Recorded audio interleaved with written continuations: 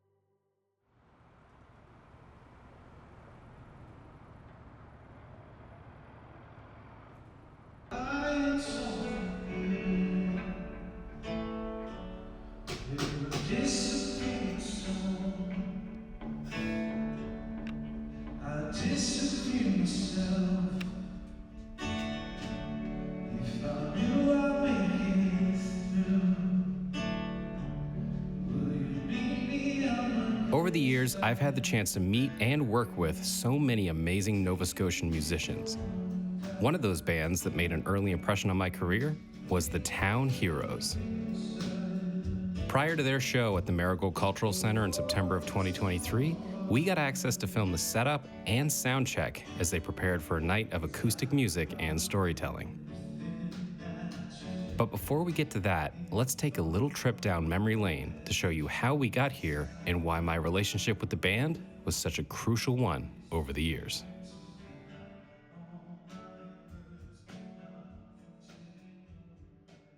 The year was 2011, and I had just started my professional career as a filmmaker. And like most good stories, this one starts with a bang, beating up the Mooseheads mascot on the Halifax waterfront. Our first time working together was for a music video made for Dalhousie University titled See You in September, a video made to welcome all those coming to the community to take classes at the school. Following the success of that video, we teamed up officially with a music video for their song, New York City, making a 3-day trip to the Big Apple, filming the two Cape Breton boys as they made their way through every inch of the city that never sleeps. This marked my first gig as a director where I would get to travel for work, but it wouldn't be my last time traveling with the band, although next time would be a bit closer to home.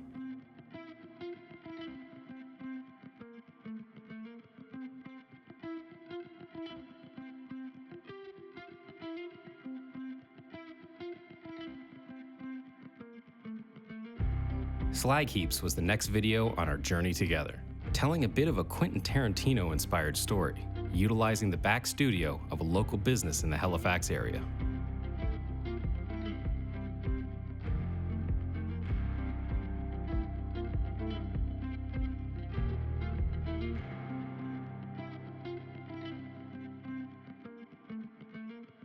Next up was a video for Berlin Wall, showcasing the band's intense and mesmerizing performance style, as well as telling a campy story of a man hoping to save his friend from an evil promoter.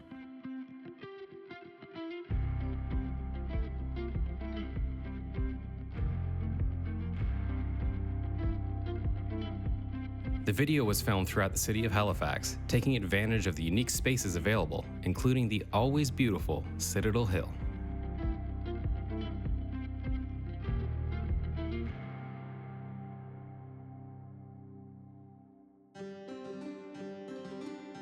In 2013, we were on the road yet again, but this time staying within Nova Scotia and heading to the jaw-dropping Cape Breton region. Over a 3-day period, we filmed on beaches, mountains, and so many of Cape Breton's stunning landscapes.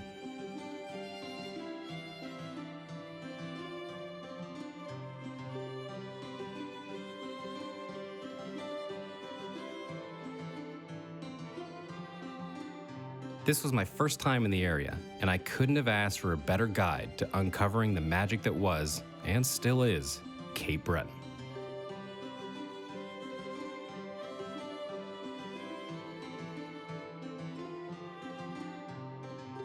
And the video was a major success, landing the band and myself an East Coast Music Award nomination and subsequent win at the 2015 award show in Newfoundland.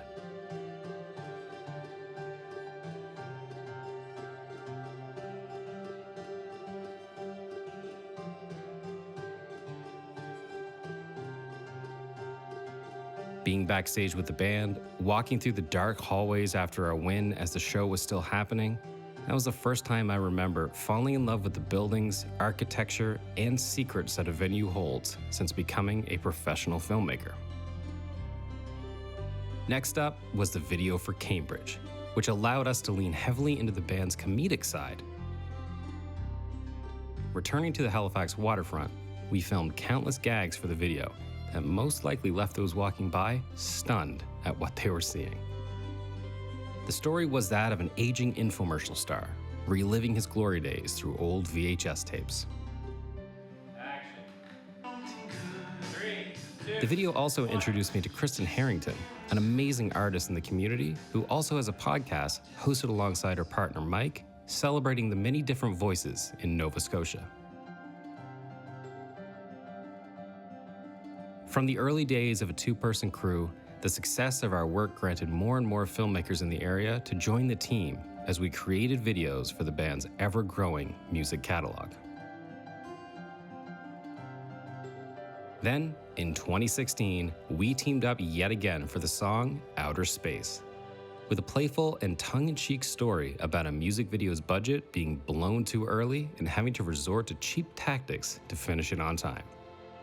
The video also reunited me with the man who introduced me to the Town Heroes in the first place, and the star and singer of the See You in September video from 2011, George Woodhouse.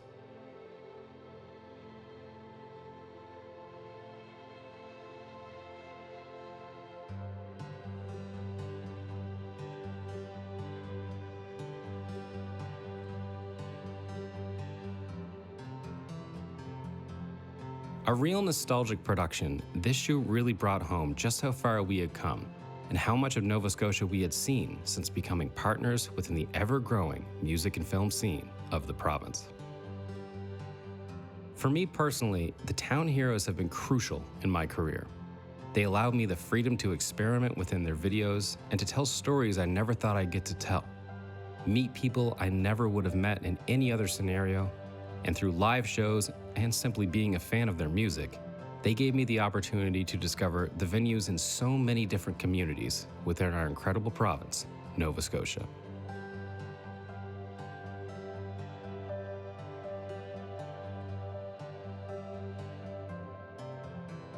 Igniting the spark and turning it into an explosion of love for all that our local venues have to offer, both on the stage as well as behind the curtain.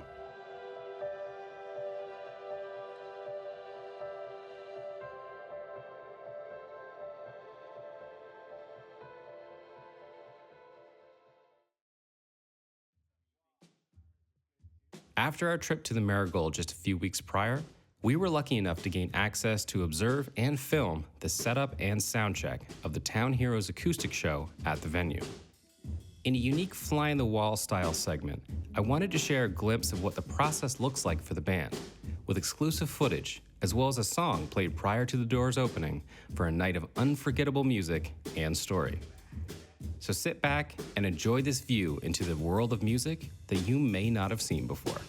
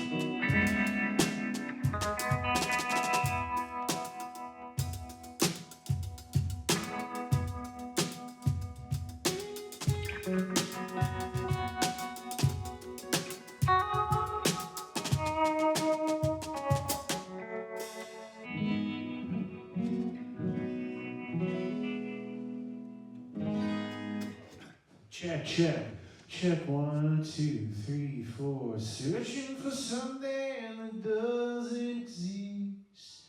Don't waste your time searching for this great heart of gold you'll never find. There's nothing but the sound of that mind. Yeah, it's great. Yeah, oh yeah. Check 1, 2, yeah, check 1, 2. Hurricane on the way, check. Just a ploy to sell more Lay's chips, check. No, just shooting the a little bit, not too much. Yeah, check 1, 2. You good with that? Okay. Hey, what is going on? You can get, you can use quite a bit of reverb on all our vocals, and feel free to ride a tap tempo delay at any point if you're into that. When the three of us are singing together, it works. A nice, fairly long verb works pretty well. Hey, 2, 1, 2. Hey. Check. How's it going, Truro? Woo! Check, 1, 2, 2. Ooh, up. Get some in whatever mix. Hey, keep going there. Up. Check, 1, 2. The kick, I don't think the kick needs to be as boomy as it is. It's a little like... It's not, yeah, you don't need like a rock kick. It's a little more laid back. Sure. You guys good? Here we go. 1, 2,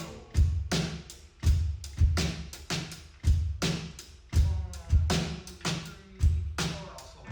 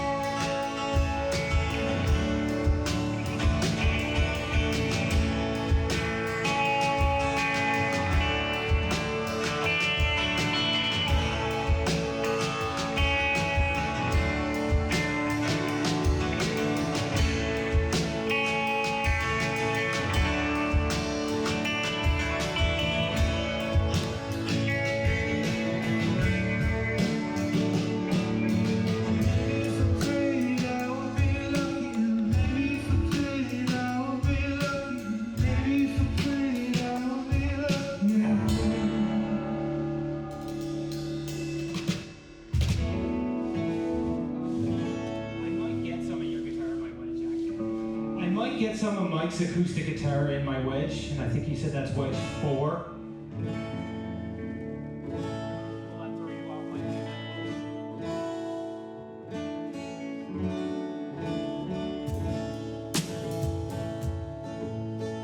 That's good there.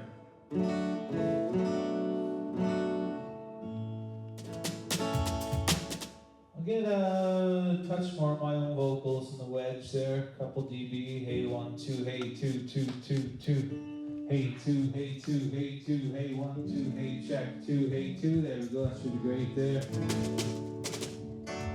I'm noticing the snares ringing almost the whole song. I don't know if it's the snare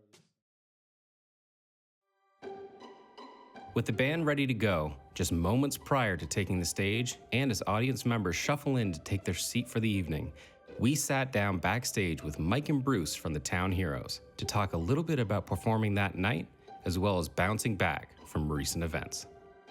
Hello, camera. What's going on, Cameron? How are you? We are here to play a show.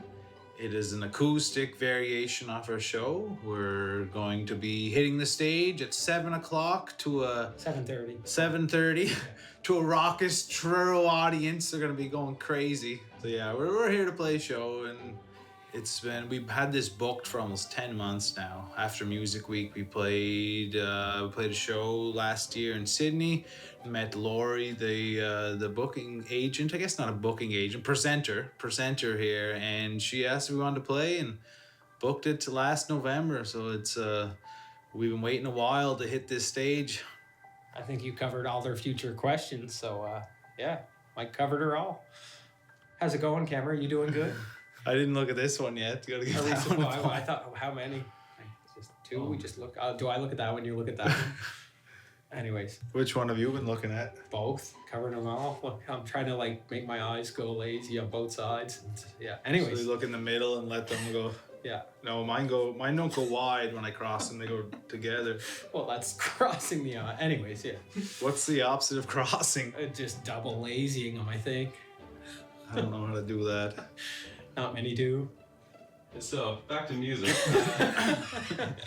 It's been really nice to really get back into the flow of things for sure, because we were in such a lockdown world for a very extended period of time, and yeah, when you're so used to playing shows, it's just part of your day-to-day life, and being out there on the road and interacting with people and getting that engagement with the crowd and feeding off that. So when that didn't happen for a while, that was a hard and strange time, but it switched about, I think last December we played a show at the Marquee in Halifax, and that was kind of a big shift, where there was a pretty big crowd of like 600 people, and looked into the audience, and people just felt like they could be normal again. So I think collectively too, yeah, it's not just the bands, it's the crowds coming out. People are all excited about having live music again.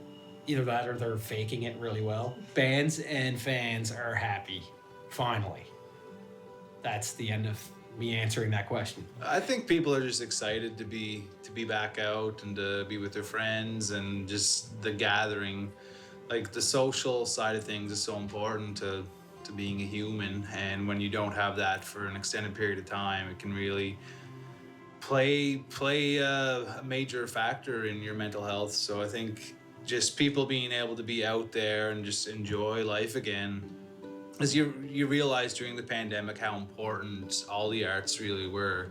People became reliant on live streams and entertainers putting things out, whether it's just Netflix or whatever it may be. But yeah, you realize how important the arts really were, and now that it's back in the full swing, you hope that people still appreciate it as much as they did during those lockdown years. It's a totally different vibe. It's like kind of comparing apples and oranges, rock shows to soft cedars like this, but I like this too because there's more storytelling, and there's also more engaging with the audience in that regard. It's not which bars, drunk festivals, all that. It's a good party and all, but it's kind of nice to have, an audience that's really listening to the lyrics and the stories, and also not being, shit-faced at 2 a.m. fist fighting each other. It's a nice change. So am I allowed to say shit-faced? Because I just said it again. But no, like soft seaters are good, and it's just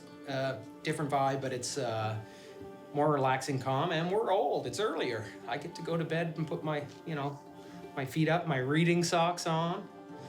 And I just watch TikTok videos. I don't read very often, just TikTok. I don't even know how TikTok works, but anyways, yeah, I'm definitely veering, but I like reading socks. Do you got anything to add about reading socks, Mike? Well, I think I don't have a pair of reading socks just because at night I take my socks off. The intimate shows are certainly a different energy, and you get to engage with the audience, and you can kind of create some narratives in an intimate show like that you can't at a rock show. Like a rock show is just about energy and just kind of playing to the energy in the room and just making people excited. But something like this, if someone responds to a story or something, you can create this engagement that you can't really have at a rock show. So it's really nice, and I like that unexpected stuff where it's kind of just impromptu and you never know where it's going to go. I think just at the end of the day, we want people to be entertained, and there's an old baseball player who used to date Marilyn Monroe, Joe DiMaggio. He was famous for every game he played, he would play as hard as he possibly could. And someone asked him why he did that, and he said, because there might be someone in the audience who has never seen me play before, and I want to give them my all. So especially when people are paying to come to our shows, like they're paying $30 to come to our show tonight, and we want to make sure that they have a good time, and whether that's through them enjoying our music or maybe having a laugh or just showcasing a lot of energy on stage, we want to just make sure that they can leave and say that was a good time. I've been lucky enough in my career to have a partnership that has been as giving as what I've had with the Town Heroes over the years. Being able to follow the band, both as a filmmaker and simply a fan of the music, has allowed me access to venues and theaters in ways I never thought imaginable. Their impressive history and footprint on the Nova Scotia music scene is something that amazes me daily. But for the story of Curtain Call specifically, they gave me something that I'll always be grateful for: the chance to see, hear, and feel all that Nova Scotia has to offer. Truro, what's going on? All ready for the storm or what? They're tricking us. It's really storm, folks. The chips regardless, okay? Thanks so much for being here, folks. We're going to have a wonderful evening.